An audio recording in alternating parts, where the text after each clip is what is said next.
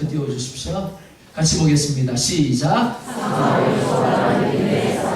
아멘. 상황을 초월한 믿음의 사람들이라는 제목으로 하나님의 말씀 증거하도록 하겠습니다. 사람들은 무엇을 하거나 되는 데 있어서 환경이나 배경 같은 것들을 무척이나 중요하게 여깁니다. 이는 결코 틀린 말이 아닙니다. 분명 무엇을 하거나 되는 데 있어서 사람이 가지는 외적 배경이나 스펙 같은 것들은 더 쉽게 그리고 더 빨리 그것을 이루는데 도움이 되는 것이 사실입니다. 그래서 요즘 인터넷에서 자주 언급되는 단어가 수저계급론이라는 말입니다. 수저계급론은 부모가 갖고 있는 배경이 자녀의 삶을 결정짓는다라는 이론입니다. 그리고 여기서 나온 것이 금수저, 흙수저라는 단어입니다. 얼마 전에 유명 배우의 딸이 데뷔한 지 얼마 되지 않았음에도 불구하고 주연으로 발탁이 되었습니다. 그런데 인터넷에서 난리가 났습니다. 금수저라는 겁니다. 유명 배우 아버지를 둔 덕분에 쉽게 주연을 꿰찼다라는 겁니다. 틀린 말이 아닐 겁니다. 그럴 수 있습니다. 하지만 외적 환경이나 스펙 등이 반드시 절대적이지는 않습니다. 무슨 말인가 하면 외적 배경을 가지지 못했다고 해서 스펙을 가지지 못했다고 해서 그 사람이 결단코 성공하지 못한다. 그럴 수는 없다라는 겁니다. 우리 주변에는 가난하고 못생기고 키가 작고 못 배웠음에도 불구하고 이렇다 할 변변한 스펙이 없음에도 불구하고 자수성가한 사람들이 얼마든지 있습니다. 그들이 존경받는 이유는 흙수저 즉 내세울 만한 외적 환경이나 스펙이 없었음에도 불구하고 성공이라는 자리에 섰기 때문입니다. 호텔형이라고 불리는 힐튼이라는 사람이 있습니다. 이 사람은 전 세계 250개가 넘는 호텔을 가지고 있는 사람입니다. 그런데 그는 전혀 어울리는 배경이나 스펙을 가지지 못했습니다. 금융고강의 여파로 망한 집안에서 그가 자랍니다. 그의 직업이 뭐였을까요? 벨보이였습니다. 호텔에서 벨보이 생활을 하면서 돈 있고 힘 있는 사람들의 가방을 들어주고 그들이 묵을 방을 청소하고 뒤치다거리를 해주는 일로 생계를 유지한 사람, 그가 누구였다고요? 힐튼이었습니다. 그는 결코 금수저가 아니었습니다. 흙수저였습니다. 그런데 그런 그가 세계 250개의 체인점을 가진 호텔 왕이 되었습니다. 이는 다윗도 마찬가지입니다. 다윗은 아버지 이새조차도 존재감을 느끼지 못할 정도로 스펙과는 거리가 먼 사람이었습니다. 별 볼 일 없는 사람이었다는 겁니다. 그런데 그런 다윗이 이스라엘의 전무후무한 축복의 시대를 연 위대한 왕이 되었습니다. 이는 영적인 부분에서도 마찬가지입니다.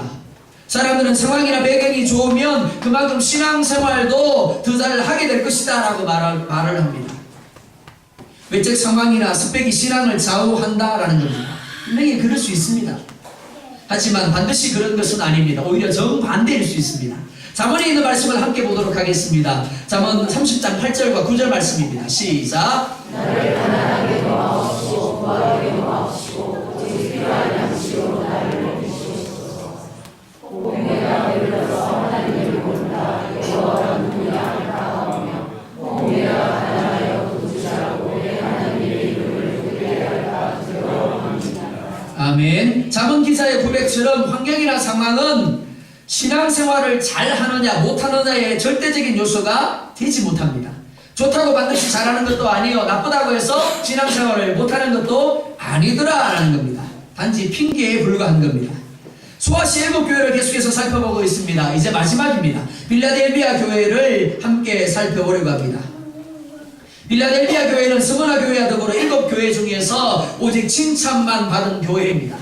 그러니까 당연히 어떤 교회예요? 좋은 교회입니다. 그러니까 이상적인 교회라고 할 수 있습니다. 그런데 주님이 보실 때만 그렇습니다. 주님이 보실 때 참 좋은 교회이고 참 이상적인 교회이지 사람이 볼 때는 별로 좋은 교회라거나 가고 싶은 그런 교회가 아닙니다. 왜냐하면 빌라델비아 교회가 가진 배경이나 외적 상황 중에서 그 어떤 것도 사람들의 관심을 끌만한 것이 없었기 때문에 그렇습니다. 오히려 빌라델비아 교회는 사람들이 꺼려하는 배경들만 온통 가진 교회였습니다. 빌라델비아는 황제 숭배가 극심했습니다. 갖가지 우상 숭배가 만연한 곳이었습니다. 필라델피아 교회는 마치 모슬렘 땅에 세워진 기독교회와 같았습니다. 그러니까 얼마나 영적으로 심한 도전을 받고 있었겠습니까? 더욱이 황제 숭배를 거부하면서 정부의 탄압의 대상이 될 수밖에 없었습니다. 더 나아가서 상인조합인 길드에 가입하지 않음으로 인해서 각종 경제적인 활동에서 소외될 수밖에 없었습니다. 무엇보다 필라델피아 교회는 별로 내세울 것이 없는 아주 작은 교회였습니다. 그런데 이렇게 외적으로 별로 볼 것이 없는 필라델피아 교회를 주님이 미치도록 칭찬하고 있습니다. 이 필라델피아 교회가 우리에게 주는 교훈이 무엇일까요? 상황이나 배경 같은 것들이 신앙을 좌우하는 것이 아니라는 것입니다. 조금만 덜 바쁘면, 조금만 더 건강해지면, 이것만 해결되면 신앙생활을 잘 할 것이다 라고 이야기를 합니다. 그런데 그 생각이 옳지 않다라는 겁니다. 오히려 그럼에도 불구하고 잘 해야만 그게 진정한 신앙이다라는 겁니다. 이런 면에서 오늘 힘들고 어려움에도 불구하고 믿음으로 인내하며 하나님을 숨기는 이들이 있다라고 한다면 그들에게 주님의 위로와 더불어 박수를 보내드립니다. 먼저 7절 상반절을 보면 이렇게 말씀을 하고 있습니다. 필라델피아 교회의 사자에게 편지하라. 이 말씀은 수아시아 7교회에 공통적으로 주어진 말씀입니다. 그러나 곧 이어 나오는 주님의 모습은 각 교회가 가지고 있는 상황이나 환경에 따라서 다르게 나타남을 볼 수가 있습니다. 그렇다면 필라델피아 교회에 나타난 주님은 어떤 분입니까? 이렇게 말하고 있습니다. 넘겨주세요. 같이 보겠습니다. 넘겨주세요. 집중. 아니 앞으로 시작. 아멘. 어떤 분이라고요? 거룩하고 진실하시며 다윗의 열쇠를 가지신 분, 이렇게 말하고 있습니다. 거룩하다, 진실하다, 이 말은 하나님께만 쓰이는 단어입니다. 다시 말하면 그가 하나님이시다 라고 말하고 있는 겁니다. 그런데 그 하나님이 뭘 가지셨다고요? 다윗의 열쇠를 가지셨다라고 말하고 있습니다.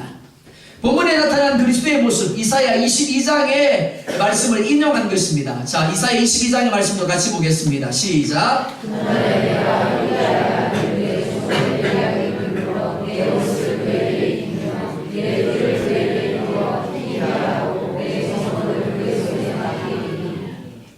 패스.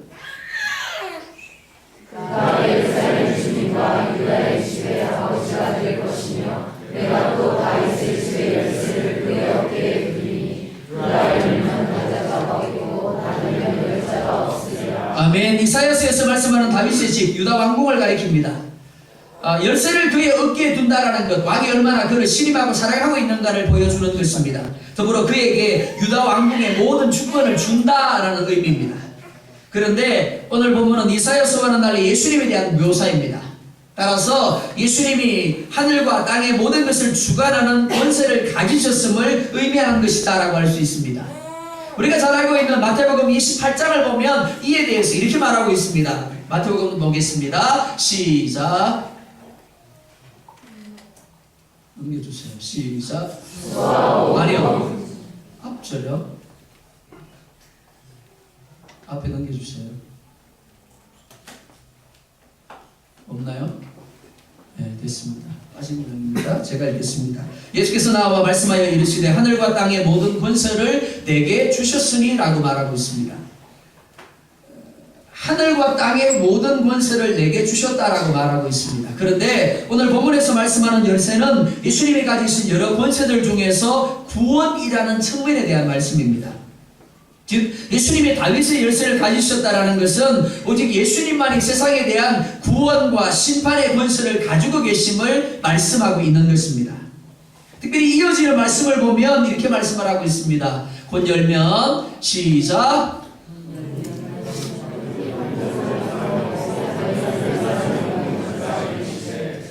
다시 하겠습니다. 시작. 아멘. 이런 예수님이 가지신 권세에 대한 절대성을 말하고 있는 겁니다. 유일성을 말씀하고 있는 부분입니다. 그렇기 때문에 예수님이 열면 닫을 사람이 없습니다. 그리고 예수님이 닫으면 열 사람이 없는 겁니다. 그만큼 예수님이 가지신 권세가 특별하고 강력한 것임을 말씀하고 있는 겁니다. 자, 로마서 8장 31절 말씀도 보겠습니다. 시작.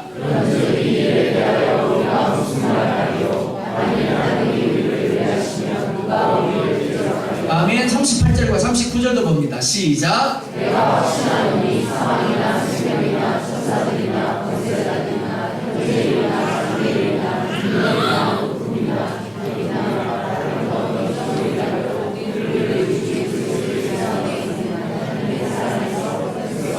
아멘. 누가 우리를 대적하리요? 라고 말씀하고 있고요. 하나님의 사랑에서 끊을 수 없으리라 라고 말하고 있습니다.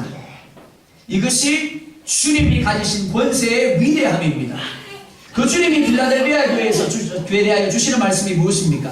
8절 말씀도 같이 보겠습니다. 시작.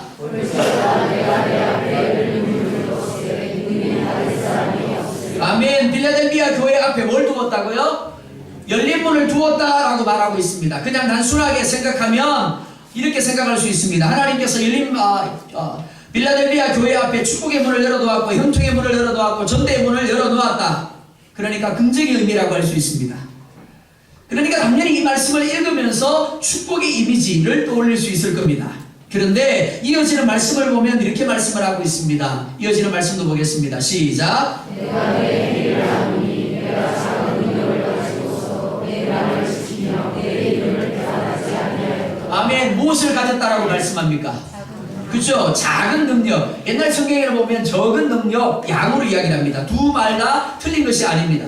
왜냐하면 원문상에 적다, 양으로도 나오고 크기로도 나오고 수로도 나오기 때문에 그렇습니다. 자, 앞서 잠깐 살펴드린 빌라델비아의 교회의 상황을 구체적으로 한번 살펴보겠습니다. 교회가 있는 빌라델비아 어떤 곳이라고 했습니까? 첫 번째, 황제 숭배가 그쵸, 심각한 극심한 곳이었습니다. 뿐만 아닙니다. 각종 신전이 세워져서 우상 숭배가 충만한 곳이었습니다. 그래서 마치 빌라델비아 교회가 어디에 세워진? 모슬렘 땅에 세워진 기독교회와 같다라고 했습니다. 자, 여러분들이 묻습니다. 그러니까 빌라델비아 교회가 애시당초 양적인 부흥을 생각할 수 있습니까? 없습니까?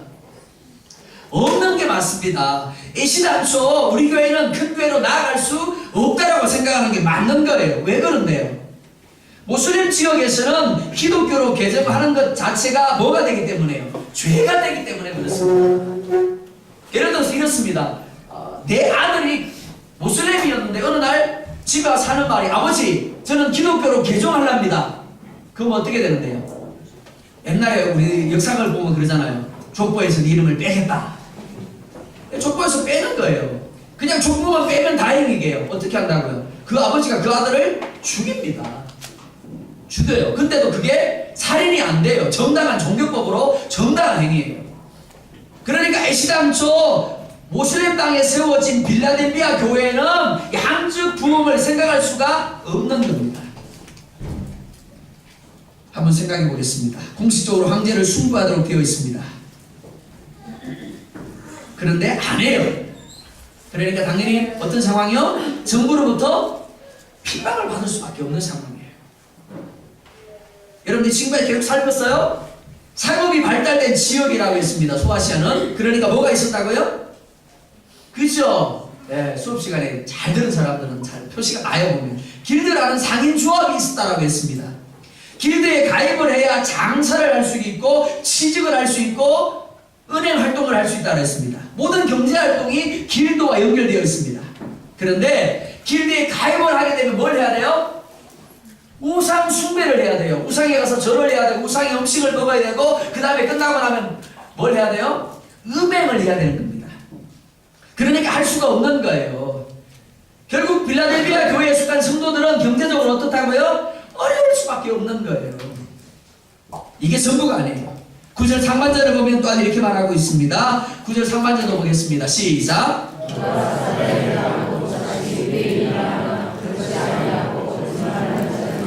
아멘. 유대인들이 누구인가요? 하나님을 섬기는 사람들이에요. 그런데 그들이 뭐라고 이야기를 하고 있습니까? 사단의 회당이라고 말씀을 하고 있습니다. 이상하지 않나요? 하나님을 섬기는 사람들인데 하나님은 그들을 가리켜서 사단의 회당이다 라고 이야기를 하고 있습니다. 예를 들면 이런 거예요. 우리가 같이 신앙생활을 합니다. 한 가족입니다. 자, 옆에 한번 보세요. 가족들입니다. 보세요. 바라볼 때는 좀 그죠? 가족입니다. 그죠? 내 아내이기 때문에 내 남편이기 때문에 가족이 아니라 예수 그리스도의 피보혈로 우리가 한 가족 된 겁니다. 언제요? 예배할 때요. 은혜가 넘칠 때 가족이에요. 그죠? 근데 예배 끝나고 나갔단 말이에요. 나갔다가 내 발을 막 밟네? 내 아들이 내 발 밟을 수 있잖아요. 내 와이프가 내 발을 밟을 수 있는 거 아니에요. 그죠? 그럼 어떻게 해야 돼요? 제가 뭐라 그랬어요? 나를 핍박하고 대적하는 자를 향해서 뭐 하라고요? 손 내밀고 당신은 사랑받기 위해, 이게 정상이에요. 가족이라면. 그죠? 근데 나도 모르게 내 얼굴색이 싹 바뀌어요. 바뀌면서 내 마음속에 뭐가 올라와요? 숨겨뒀던 죄악의 본성이 올라오죠? 그죠? 그걸로 끝나버리면 참 좋은 거예요. 은혜로운 교회예요. 근데 문제가 뭐예요? 두고두고 이게 쌓여있는 거야. 내 발 밟은 놈은. 언젠가 나도 한번 밟아주리라. 근데 내 발을 밟은 그 집사님이 하필이면 사업이 망했네? 그럼 어떻게 돼요? 아이고, 하고 탄식해야 맞잖아요. 아파해야 맞잖아요. 근데 나도 모르게 고소함이 여기서 올라오더라는 겁니다. 오히려 믿지 않는 불신자인 내 옆에 사는 누구네 엄마는 와가지고 위로해주고 격려해주는데, 내 가족이라고 말하는 예수 그리스도의 피별로 하나 됐다고 하는 언젠가 내가 밟은 그 사람은 안 그렇다라는 거죠. 유대인들이 그렇다라는 겁니다. 기독교와 유대교가 같은 하나님을 믿습니다. 그런데 그들이 뭐라고요? 사단의 해당이라고 말합니다. 사도행전을 보면 바울이 소아시아와 유럽에 전도를 합니다. 그런데 바울이 가는 곳마다 쫓아와서 방해합니다. 바울 일행을 핍박을 합니다. 그가 누구라고요? 유대인들입니다. 불신자가 아니에요. 우상 숭배하던 불신자가 아니라 하나님을 믿는다라고 말하는 유대인들이었다라는 겁니다. 빌라델비아 지역에서도 마찬가지입니다. 유대인들이 기독교인들을 핍박하는데 가장 앞장을 섰습니다. 그들은 하나님을 섬기면서 동시에 우상을 섬기고 있습니다. 그러면서 우상 숭배자들이 누리는 모든 혜택을 다 누리고 있었습니다. 이런 유대인들이 교회를 핍박을 하면서 이렇게 이야기를 합니다. 황제 숭배는 결코 신앙을 버리는 것이 아니다. 우리가 하나님을 안 섬기는 게 아니야. 우리가 하나님을 믿지 않는 게 아니야. 형식적으로 국민의례처럼 절 한번 꾹박하면 되는 거야. 니들만 하나님을 섬겨? 우리도 하나님 섬겨. 니들만 믿음 좋아? 우리도 믿음 좋아. 그런데 왜 유독 니들만 피곤하고 고달프게 신앙생활을 하려고 하는데, 절 한번 꾹박하면 모든 게 좋지 않냐고. 절 한번 꾹박하면 모든 어려움이 풀리지 않냐고. 여기서 우리가 짚고 넘어가야 할 것이 있습니다. 많은 사람들이 왜 유독 기독교만 이기적이고 독선적이다라는 말을 합니다. 왜 이런 이야기를 하는가 하면, 다른 종교와는 달리 유독 기독교만 자기네들에게만 구원이 있다라고 이야기하기 때문에 그렇습니다. 다른 종교는 서로 인정하고 어울립니다. 그런데 왜 기독교만 유독 기독교여야 한다고 하느냐라는 겁니다. 왜 그럴까요? 진리는 결코 타협하거나 흥정의 대상이 될 수 없기 때문에 그렇습니다. 가장 단순한 예를 들어볼까요? 저희 어릴 때 약이 없다 보니까 무조건 아프면 빨간약 바르래요. 상처한테 빨간약 바르는 것이 아니라 배 아프다 그래도 배꼽에 빨간약 바르면 낫는데요. 여러분들이 유명하다는 병원에 갔습니다. 배가 아파서 띵글띵글 뒹굽니다. 근데 의사가 하는 말이 무엇일까 하면 이렇게 이야기를 합니다. 두통약 드세요. 그럼 두통약 드실 겁니까? 미쳤다라고 이야기를 합니다. 그게 진리입니다. 배 아픈 데는 배 아픈 약 먹어야 되고요, 머리 아픈 데는 머리 아픈 약 먹는 게 진리인 겁니다. 마찬가지예요. 진리는 결코 타협할 수 없는 겁니다. 만약 타협한다면 그 순간 더 이상 그것은 진리가 될 수가 없는 겁니다. 사도행전 4장 12절은 이렇게 말합니다. 같이 보겠습니다. 시작.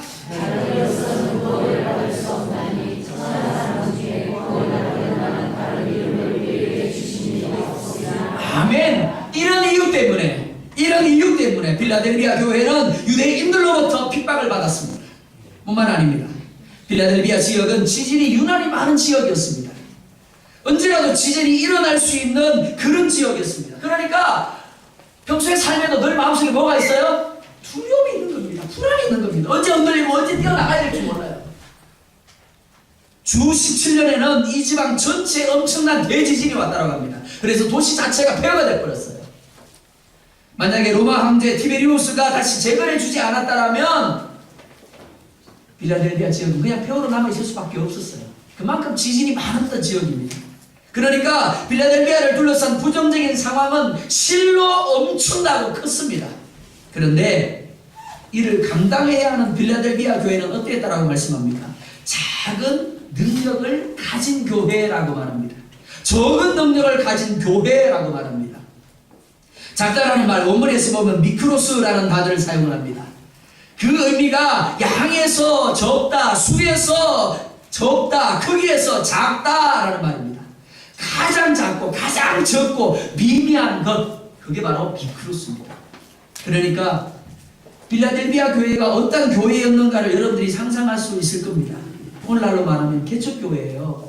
그것도 그냥 개척교회가 아니라 겨우 상가 월세만 밀리지 않고 낼 수 있는 교회, 그런 교회라고 할 수 있는 겁니다. 자, 뭔가 좀 이상하다는 생각이 들지 않으세요? 앞서 뭐라 그랬어요? 예수님이 어떤 분이라고요? 하늘과 땅의 권세를 가지셨다라고 말했죠. 그리고 그 예수님이 빌라델비아 교회 앞에 뭘 했다고요? 열린 문을 열어놨다고 했어요. 우리는 그 말씀을 읽으면서 이야, 예수님이 하늘과 땅에는 권세를 가지셔서 빌라델비아 교회 앞에 이렇게 열린 문을 열어놨으니까 엄청난 하나님의 역사가, 엄청난 하나님의 축복이 임하겠네, 이렇게 생각할 수 있는 거예요. 그런데 현실 상황은 다른 거예요. 빌라델비아 교회는 하나님께로부터 받은 축복이나 은사가 너무나 미미하고 너무나 작았습니다. 무엇이 문제일까요? 우리는 무조건 우리가 원하는 대로 될 때 그것을 축복이라고 이야기를 합니다. 그러나 하나님이 말씀하는 축복은 다릅니다. 고린도후서 12장 8절로 10절 말씀 또한 같이 보겠습니다. 시작.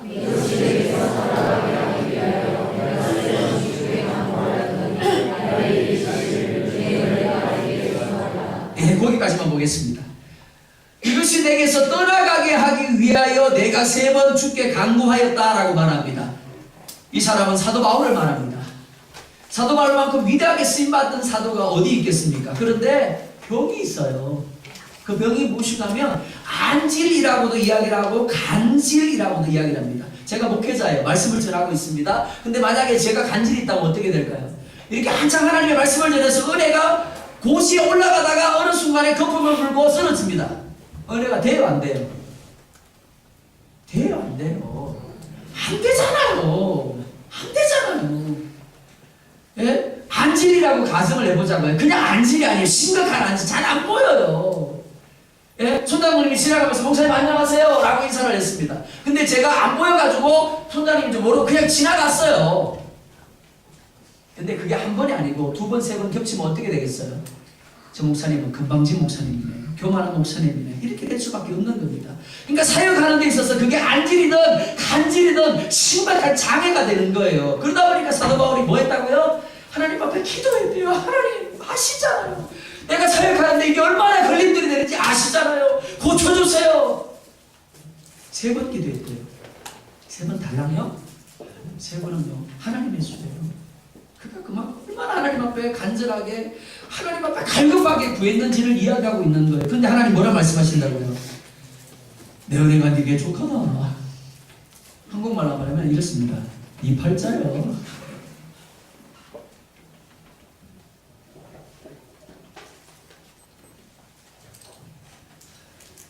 하나님은 고쳐주시는 대신에 그 약함을 통해서 하나님을 우리하게 하셨습니다.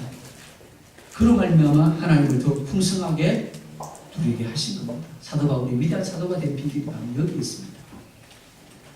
하나님을 의뢰하지 아니하고는, 하나님의 은혜를 구하지 아니하고는 결코 사역을 할 수 없는 바울이었기 때문에 쉬지 아니하고 하나님 앞에 가서 매달리고 매달릴 수밖에 없었다는 겁니다. 그래서 은혜로 그가 그렇게 위대한 사도가 된 겁니다. 우리는 상황의 변화를 구합니다. 그런데 하나님은 상황을 견뎌내고 이겨낼 수 있는 믿음의 사람으로 우리를 만들어 가시는 겁니다. 하나님과 함께하는 사람으로 우리를 만들어 가시는 겁니다. 빌라델비아 교회는 작은 교회였습니다. 그러나 그들에게 주어진 권한은 결코 그들이 감당할 수 없을 정도로 크고 많았습니다. 당연히 타협이나 실패가 예상될 수 있습니다. 그런데 이어지는 말씀을 보면 작은 능력을 가졌다. 그러나 이렇게 되어 있습니다.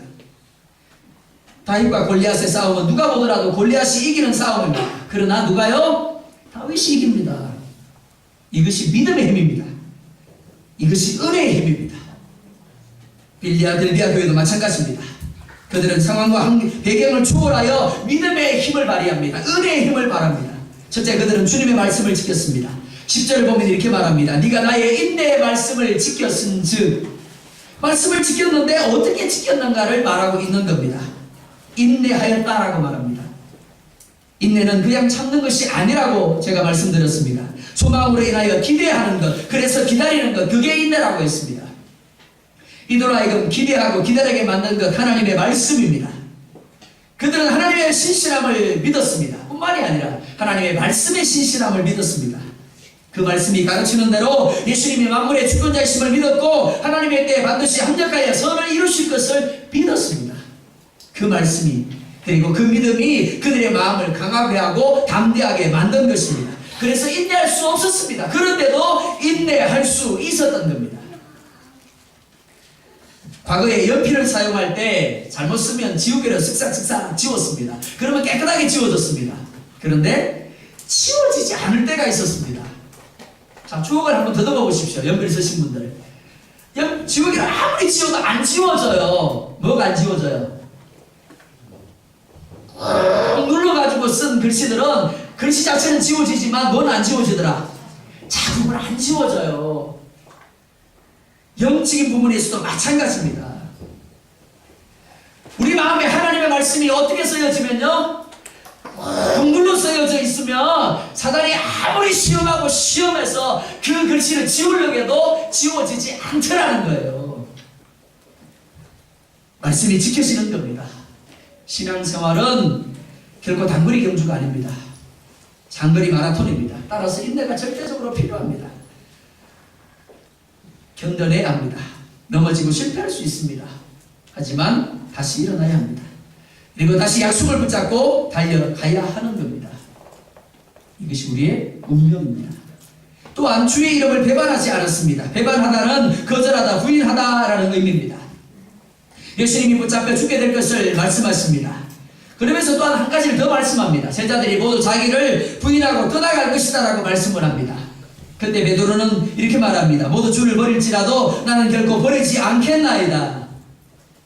하지만 그는 작은 요정 앞에서 맹세하고 부인하며 예수님을 저주합니다. 이는 하나뿐인 목숨을 소중히 여기는 자연스러운 반응이라고 할 수 있습니다. 그렇다면 빌라델비아 교회의 성도들은 목숨이 몇 개일까요? 제가 아주 어려운 질문을 여러분들에게 드리고 있는 겁니다. 빌라델비아 교회의 성도들의 목숨은 몇 개일까요? 어이구, 어려운 대답을 하셨네요. 빌라델비아 교회 성도들 역시 목숨이 하나예요. 그러니까 목숨이 소중하더라 안 소중하더라? 소중합니다. 그들이라고 유대인의 말처럼 부유하게 살고 싶은 마음이 없을까요? 부족함이 없이 평안하게 살고 싶은 마음이, 박해를 받지 아니하고 살고 싶은 마음이 없었을까요? 아니요. 아무리 믿음 좋은 사람도 그 안에 이와 같은 인간의 마음들이 자리하고 있습니다. 그런데 그들은 그 싸움에서 육신적인 필요를 선택하지 아니하고 주님을 선택합니다.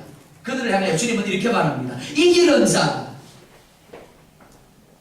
사드락 메삭 아벳느고가 신상에 절하지 않음으로 인해서 7배나 더 뜨겁게 한 풀무불에 던져지게 되었습니다. 왕이 던지기 전에 한 번 더 묻습니다. 얘들아, 절하면 되지 않을까?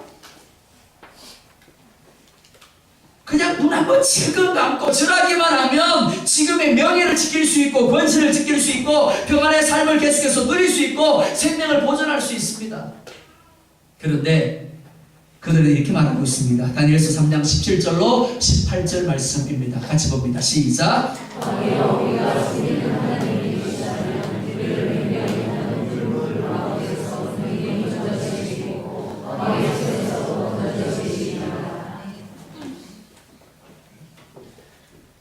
분명히 뭘 해야 되는 상황이라고요? 그죠? 배반해야 될 상황이에요. 거절해야 될, 부인해야 될 상황입니다. 절을 해야 될 상황이에요. 사드락 메삭 아벳느고라고 해서 자기 목숨이 아깝지 않은 게 아니에요. 자기가 누리고 있는 명예와 권세, 평안한 삶을 계속해서 누리고 싶은 마음이 없는 게 아니에요. 그런데 그것들보다 뭐가 더 중요하다고요? 믿음이 더 중요하더라는 겁니다. 하나님이 더 중요하더라는 겁니다. 하나님의 말씀이 더 중요하더라는 겁니다. 그래서 예수님을 부인하고 예수님을 거절하는 대신에 뭘요? 자신의 생명을 거절하고 있는 겁니다. 자신의 생명을 부인하고 있는 겁니다. 우리는 늘 유혹과 선택의 시간 속에 살아갑니다. 주님을 선택할 것인지 현실적인 필요를 선택할 것인지를 고민해야 합니다. 그 속에서 얼마나 많은 유혹을 받고 또한 얼마나 많이 갈등하는지 모릅니다. 하지만 필라델피아 교회 성도들은 자신들의 욕심 때문에 주님을 부인하거나 주님이 내리시는 소원을 거절하지 않았습니다. 기독교인은 어디에 있어도 표시가 나는 존재여야 합니다. 왜냐하면 그리스도라는 나무에 접붙여진 가지이기 때문에 그렇습니다. 당연히 정과 욕심을 십자가에 못 박고 예수 그리스도의 가치관을 갖고 사는 사람이어야 합니다. 여러분들이 묻습니다. 혹시 여러분들은 소금에서 짠맛 나는 것을 맛보면서 이상하네, 짠맛이 난다? 그렇게 반응하신 적이 있으신가요? 없으실 겁니다. 소금에서 짠맛이 나는 것을 가지고 이상하네 라고 반응한다라면 그 사람이 이상한 거예요. 소금이 짠맛 내는 건 아주 당연한 것입니다. 참기름 고소하죠. 주부들이 요리할 때 많이 쓰십니다. 그죠? 저도 가끔 참기름을 쓰는데 참기름에서 고소한 냄새가 나는 것을 보면서 야, 참 이상하다. 고소한 냄새가 난다. 그렇게 말씀하시나요? 만약에 안 난다라고 한다면 참기름 아니에요. 쓸데가 없는 겁니다. 고소함을 가지고 있기 때문에 참기름이고 쓰여지는 거예요. 소금도 마찬가지입니다. 근데 그게 누구라고요? 우리라는 겁니다. 우리가 하나님의 성전이라면 당연히 하나님의 말씀이 주인이 되어져야 됩니다. 그리고 주 예수 그리스도가 우리 안에 주인이 되게 해야 되는 겁니다. 이 세상에 죄를 안 지을 수 있는 사람, 그리고 안 짓는 사람은 하나도 없습니다. 넘어질 수 있습니다. 죄를 지을 수 있습니다. 그러나 우리는 그때마다 다시 어떻게 해야 된다고? 주님의 손 붙잡아야 돼요. 짬만 이럴 수 있다는 겁니다. 고소함 안 날 수도 있어요. 근데 다시 어떻게 해야 된다고요? 주님의 손을 붙잡고 일어나셔야 돼요. 주님의 품으로 돌아가셔야 합니다. 그리고 새로운 삶을 도전해야 합니다. 이것이 우리입니다. 그럴 때 주님이 결코 우리를 버려두지 않습니다. 10절 말씀 같이 보겠습니다. 시작.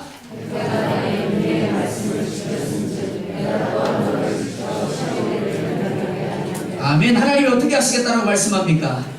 지켰은즉 면하게 하리니 라고 말합니다. 아이가 태어나서 자라는 것 분명 부모에게 기쁨입니다.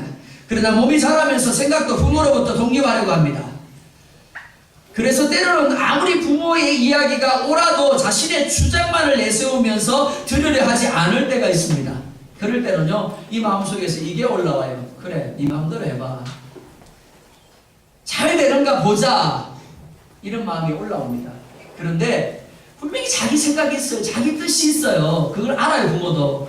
근데 부모가 이야기할 때 내 엄마, 내 아빠, 그리고는 자기 생각을 내놓고 엄마에게, 아빠에게 순종할 때 어떻습니까? 이뻐요, 안 이뻐요? 안 이쁜 모양이지, 그 집은? 이뻐요, 그죠? 더 주고 싶어요, 그죠? 그 아이가 필요로 할 때 내가 알아서 챙겨주고 싶어. 달라고 안 해도. 그죠? 그게 부모의 마음이에요. 하나님도 마찬가지라는 겁니다. 이렇게 말하죠. 지켰은즉 때를 면하게 하리니 라고 말하고 있습니다.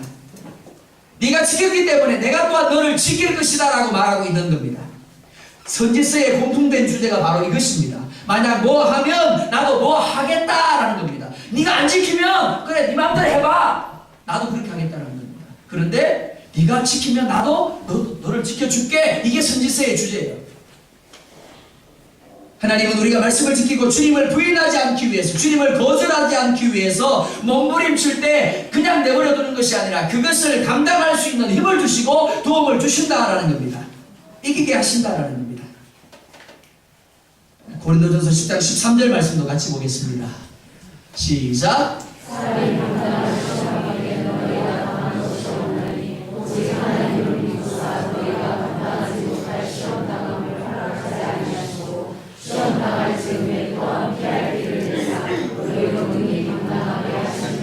답은 이미 나와 있어요. 그죠? 이기게 하십니다. 아멘. 감당하게 하십니다. 아멘. 근데 문제가 뭐예요? 우리가 지뢰 먹고 도망가네? 지뢰 겁먹고 말 말씀 안 지켜버리고 예수님을 거절해버리고 예수님을 부인하더라는 겁니다. 그러니까 매일 우리의 삶 가운데 욕망의 욕구로 하나님 못 누리는 거예요.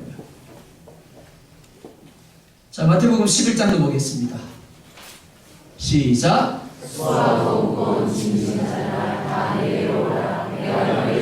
아멘. 거기까지 보겠습니다. 유대인들은 소에게 멍에를 씌울 때 한 마리를 쓰는 것이 아니라 두 마리를 씁니다. 두 마리가 같이 이렇게 멍에를 씌우게 합니다.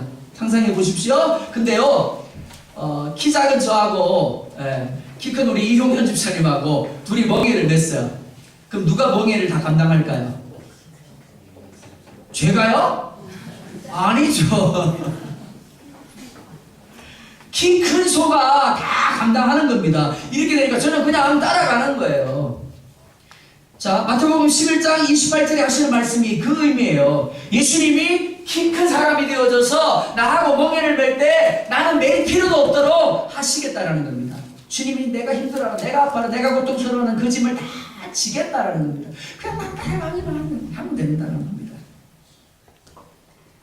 근데 이것만이 아닙니다. 12절 상반절을 보면 이렇게 말씀을 합니다. 이기는 자는 내 하나님 성전에 기둥이 되게 하리니 그가 결코 다시 나가지 아니하리라. 기둥이라는 이미지는 늘 지진 때문에 두려워하고 흔들리면 뛰쳐나가야 하는 불안해하는 빌라델비아 사람들에게는 안전함과 견고함의 상징입니다. 그런데 그냥 기둥이 아니에요. 하나님 성전에 기둥이 되게 하고 다시 나가지 아니하리라 라고 말합니다. 더 이상 불안해하거나 두려워하지 않는, 도망하지 않아도 되는, 흔들림이 없는 하늘나라의 주인공이 되게 해주시겠다라는 겁니다. 그래서 새 예루살렘의 이름과 나의 새 이름을 그 위에 기록하리라 라고 말하고 있습니다.